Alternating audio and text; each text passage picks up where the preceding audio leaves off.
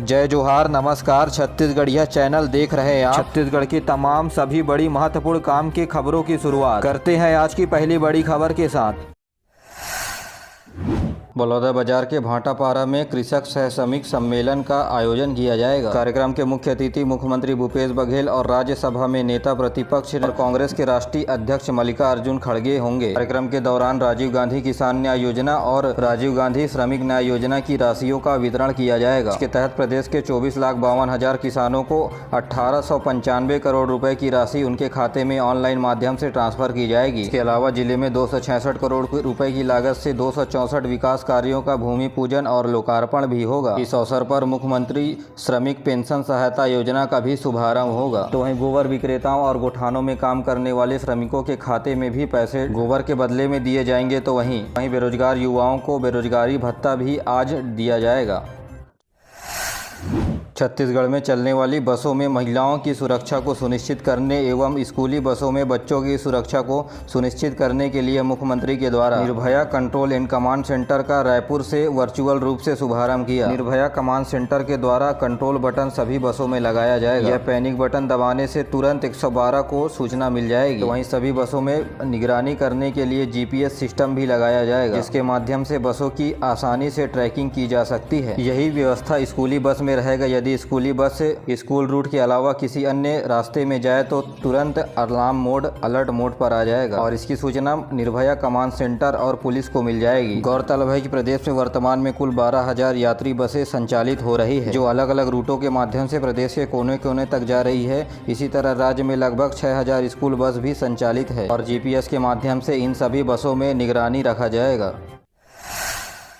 मुख्यमंत्री भूपेश बघेल ने 16 विभागों के 4,471 करोड़ रुपए विकास कार्यों का लोकार्पण एवं भूमि पूजन ऑनलाइन माध्यम से किया। तो वहीं सीएम भूपेश बघेल बोले, पिछले 2 दिनों में करीब 11,000 करोड़ रुपए के विकास कार्यों का लोकार्पण और भूमि पूजन छत्तीसगढ़ के प्रदेश की जनता के लिए किया गया है। इसके अलावा रायपुर शहर में मुख्यमंत्री 1,021 करोड़ 59 लाख रुपए की लागत से विकास कार्यों को सौगात दी, जहां प्रमुख रूप से रायपुर शहर में शारदा चौक से तात्यापारा चौक सड़क चौड़ीकरण कार्य का भूमि पूजन किया गया। इसके अलावा मुख्यमंत्री ने नई दिल्ली में नवनिर्मित छत्तीसगढ़ निवास का किया वर्चुअल रूप से शुभारंभ। यदि कोई छत्तीसगढ़ के लोग राजधानी दिल्ली में किसी काम की वजह से जाना चाहते हैं तो छत्तीसगढ़ वासियों के लिए मुख्यमंत्री भूपेश बघेल के द्वारा नई दिल्ली में छत्तीसगढ़ निवास नाम का 61 कमरे का एक बिल्डिंग बनाया गया। 60 करोड़ 40 लाख रुपए की लागत से बनकर तैयार हुआ है। इस छत्तीसगढ़ निवास में सर्व सुविधा युक्त छत्तीसगढ़ लोगों के लिए छत्तीसगढ़ व्यंजन समेत छत्तीसगढ़ की संस्कृति और परंपराओं की झलक दिखेगी। छत्तीसगढ़ वासियों के लिए दिल्ली में शासन के द्वारा बनाया गया यह तीसरा भवन है। पहले राज्य सरकार के द्वारा चाणक्यपुरी और छत्तीसगढ़ सदन के नाम से 2 अन्य भवन भी बनाए जा चुके हैं। हरेली त्योहार से शुरू हुआ छत्तीसगढ़िया ओलंपिक का राजधानी रायपुर में 27 सितंबर के दिन बलवीर सिंह जुनेजा इंडोर स्टेडियम में समापन हुआ। इंडोर स्टेडियम में आयोजित इस कार्यक्रम में मुख्यमंत्री भूपेश बघेल ने सभी जीते हुए खिलाड़ियों को पुरस्कृत किया। 25 सितंबर को शुरू हुए राज्य स्तरीय ओलंपिक में 1900 से अधिक खिलाड़ियों ने भाग लिया। इस खेल में फुगड़ी, कबड्डी और गेड़ी दौड़ समेत अन्य छत्तीसगढ़ के 16 पारंपरिक खेलों को शामिल किया गया था। इस मौके पर मुख्यमंत्री ने रायपुर के लाभांडी में बनाए गए टेनिस अकादमी का भी शुभारंभ किया। ये अकादमी 4 एकड़ क्षेत्र में करीब 18 करोड़ रुपए की लागत से बनाई गई है। टेनिस अकादमी में एक मुख्य सिंथेटिक कोर्ट और 5 अन्य प्रैक्टिस करने के लिए सिंथेटिक कोर्ट बनाया गया है। साथ ही अकादमी में प्रशासनिक भवन और खिलाड़ियों के लिए हॉस्टल सुविधा भी उपलब्ध है।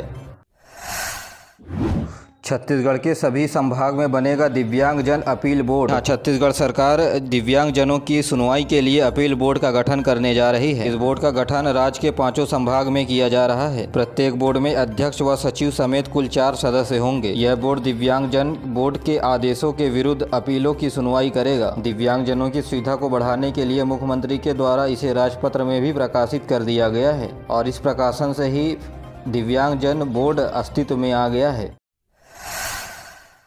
भारतीय जनता पार्टी द्वारा शुरू हुई दूसरी परिवर्तन यात्रा तखतपुर पहुंची, जिसका स्वागत भारतीय जनता पार्टी के कार्यकर्ताओं के द्वारा किया गया। तो वहीं तखतपुर में आयोजित आम सभा के मुख्य अतिथि दिल्ली के सांसद मनोज तिवारी आए हुए थे। इसके अलावा भाजपा के प्रदेश अध्यक्ष अरुण साव और नेता प्रतिपक्ष नारायण चंदेल ने भी सभा को संबोधित किया। आम सभा को संबोधित करते हुए भोजपुरी एक्टर एवं सांसद मनोज तिवारी ने राज्य सरकार के ऊपर भ्रष्टाचार के आरोप लगाए। इससे पहले यह यात्रा मुंगेली जिले के मुंगेली और लोरमी विधानसभा क्षेत्र पहुंची, जहां भारतीय जनता युवा मोर्चा के कार्यकर्ताओं ने मोटरसाइकिल रैली निकालकर यात्रा का धूमधाम से स्वागत किया। वहीं दंतेवाड़ा से शुरू हुई पहली परिवर्तन यात्रा 50 विधानसभा क्षेत्र का दौरा कर रायपुर पहुंची। शहर में 80 से अधिक स्थानों में यात्रा का स्वागत किया गया। इसमें भारतीय जनता पार्टी के प्रदेश अध्यक्ष अरुण साव, सांसद सुनील सोनी और बृजमोहन अग्रवाल समेत कई बड़े नेता शामिल थे। वहीं धरसींवा में आयोजित आम सभा में केंद्रीय मंत्री ने राज्य सरकार के ऊपर शराबबंदी को लेकर सवाल उठाया। उन्होंने कहा कि प्रदेश के 16 लाख परिवारों को आवास से वंचित किया है।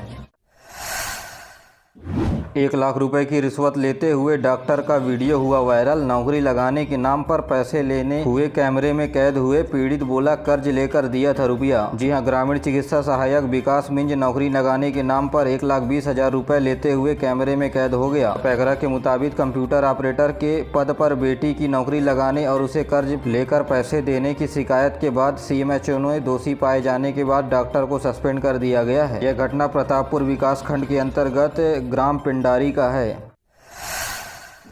भारतीय पर्यटन मानचित्र पर दर्ज हुआ छत्तीसगढ़ का गांव। कबीरधाम जिले के सरोधा दादर को राष्ट्रीय स्तर पर मिला सर्वश्रेष्ठ पर्यटन ग्राम का पुरस्कार। इंग्लैंड और स्विट्जरलैंड और ऑस्ट्रेलिया से यहां आते हैं सैलानी। जी हां, कबीरधाम जिले के सरोधा दादर गांव को राष्ट्रीय स्तर पर रजत श्रेणी का सर्वश्रेष्ठ पर्यटन ग्राम का पुरस्कार दिया गया है। सरोधा दादर को देश भर के 795 पर्यटक ग्रामों की प्रतियोगिता में विभिन्न मापदंडों के आधार पर सर्वश्रेष्ठ ग्राम के रूप में चुना गया है। दिल्ली के मंडपम में आयोजित समारोह में सरोधा दादर गांव के मंगल सिंह ध्रुव को यह पुरस्कार ग्रहण करने के लिए बुलाया गया था। देश में पहली बार छत्तीसगढ़ में लाइमस्टोन ब्लॉक का 200% की अधिक बोली लगाई गई। छत्तीसगढ़ खनिज विभाग के द्वारा जिला बलौदाबाजार के देवरी एवं सलोनी तथा जिला बेमेतरा दुर्ग स्थित करेली चंदी लाइमस्टोन ब्लॉक में चूना पत्थर पर्याप्त मात्रा में होने की वजह से पिछले बार की तुलना में 200% अधिक बोली लगाई गई। इसके कारण चूना पत्थर बेच के राज्य सरकार 1 लाख करोड़ रुपए कमाएगी। चूना पत्थर ब्लॉक के नीलामी के पश्चात लाइसेंस भी जारी कर दिया गया। जी हाँ, मेघालय की मेमर्स स्टार सीमेंट की कंपनी के द्वारा रॉयल्टी के रूप में 1 लाख करोड़ रुपए कमाएगी। गौरतलब है कि वर्ष 2015 में खनिज अधिनियम के उपरांत छत्तीसगढ़ खनिज विभाग के द्वारा अब तक इस प्रकार के चूना पत्थर, बॉक्साइट, लौह अयस्क, स्वर्ण धातु, ग्रेफाइट, निकिल, क्रोमियम और PEG समेत कुल 33 खनिज ब्लॉकों का सफलतापूर्वक आवंटन किया जा चुका है। इनसे आने वाले रॉयल्टी के रूप में तथा DMF पर्यावरण अधोसंरचना उपकार अतिरिक्त 1 लाख करोड़ से अधिक रुपए की राजस्व राज्य सरकार को प्राप्त होगी। CM बघेल के द्वारा संवेदनशील निर्णय लिया गया। कहा गया, खैरागढ़ के लोगों की जन भावनाएं सर्वोपरि है। संगीत विश्वविद्यालय में Raipur off campus study centre में अभी नहीं चलेंगे डिप्लोमा कोर्स। गौरतलब है कि खैरागढ़ संगीत विश्वविद्यालय का अध्ययन केंद्र राजधानी रायपुर में खोला गया है, जिसे लेकर खैरागढ़ के लोगों के प्रति आक्रोश का माहौल देखने को मिला। जहां चुनावी माहौल में अपनी पार्टी की स्थिति को मजबूत करने के लिए रायपुर स्टडी कैंपस में चलाए जाने वाले 5 डिप्लोमा कोर्स को फिलहाल अभी स्थगित कर दिया गया है। आपको बता दें कि 12 अगस्त 2014 को विश्वविद्यालय के विस्तार के लिए रायपुर में ऑफ स्टडी कैंपस सेंटर खोलने का निर्णय शासन के द्वारा लिया गया। देश के गृह मंत्री अमित शाह 28 को यानी कल रायपुर आ रहे हैं। भारतीय जनता पार्टी कार्यालय में लेंगे बैठक। गौरतलब है कि छत्तीसगढ़ में विधानसभा चुनाव को लेकर केंद्रीय नेता लगातार प्रदेश आ रहे हैं। जहां कुशाभाऊ ठाकरे परिसर में विधानसभा चुनाव में लड़ने वाले भारतीय जनता पार्टी के प्रत्याशियों पर चर्चा की जाएगी। आपसे आग्रह है कि वीडियो पसंद आए तो वीडियो को लाइक करें, चैनल को सब्सक्राइब करें, बेल नोटिफिकेशन को दबाकर ऑल पर क्लिक कर लें। आइए चलते हैं बचे हुए समाचार। भारतीय जनता पार्टी के द्वारा प्रदेश भर में परिवर्तन यात्रा निकाली जा रही है, जिसका समापन बिलासपुर को 30 सितंबर। प्रधानमंत्री नरेंद्र मोदी 30 सितंबर को बिलासपुर आ रहे हैं के दिन प्रधानमंत्री नरेंद्र मोदी के द्वारा किया जाएगा। वहीं इस सम्मेलन को बड़े शक्ल में बदलने के लिए छत्तीसगढ़ भारतीय जनता पार्टी के द्वारा 1 लाख लोगों की भीड़ जुटाने का टारगेट रखा गया है। आपको बता दें कि विधानसभा सीट के अनुसार प्रदेश का सबसे बड़ा बिलासपुर संभाग है, जहाँ 24 विधानसभा की सीटें आती है और इन सीटों को साधने के लिए प्रधानमंत्री नरेंद्र मोदी भारतीय जनता पार्टी के कार्यकर्ताओं के अंदर जोश भरेंगे। तो वहीं बस्तर संभाग के 14 सीटों को साधने के लिए प्रधानमंत्री नरेंद्र मोदी 3 अक्टूबर को जगदलपुर के दौरे पर रहेंगे। तो वहीं जगदलपुर में हजारों करोड़ रुपए के विकास कार्यों का लोकार्पण एवं छत्तीसगढ़ के कवर्धा में बना प्रदेश का पहला गन्ना base ethanol plant CM Bhupesh Baghel ने किया लोकार्पण। हजारों गन्ना किसानों को मिलेगा इसका लाभ। जी हां, 141 करोड़ रुपए की लागत से प्रदेश का पहला गन्ना बेस्ड एथेनॉल प्लांट का लोकार्पण किया गया है। यह कारखाना भोरमदेव सहकारी शक्कर कारखाने के खाली भूखंड की 35 एकड़ जमीन पर बनाई गई है। इस कारखाने में रोजाना 55,000 टन गन्ने की खपत होगी, जिसके बाद करीब 40,000 लीटर रोजाना इथेनॉल निकाला जाएगा। कांग्रेस ने अब चुनाव लड़ने के लिए एक बड़ी रणनीति बना ली है। जी हां, प्रदेश कांग्रेस ने 152 प्रभारियों को नियुक्त किया है। जहां छत्तीसगढ़ की 11 लोकसभा सीटों में 22 प्रभारियों को नियुक्त किया गया है, तो वहीं 33 जिलों में 40 प्रभारी नियुक्त किए गए हैं। इसके अलावा 90 विधानसभा सीटों में 90 प्रभारी नियुक्त किए गए हैं। छत्तीसगढ़ में विधानसभा चुनाव लड़ने के लिए कांग्रेस ने बूथ लेवल पर प्रभारी नियुक्त किए हैं। प्रभारियों के साथ विधानसभा चुनाव में कांग्रेस पार्टी उतरेगी और अपने जीत सुनिश्चित करने का प्रयास करेगी। रेलवे ने फिर से 21 ट्रेनों को किया रद्द। 26 सितंबर से 9 अक्टूबर तक नहीं चलेगी गाड़ियां।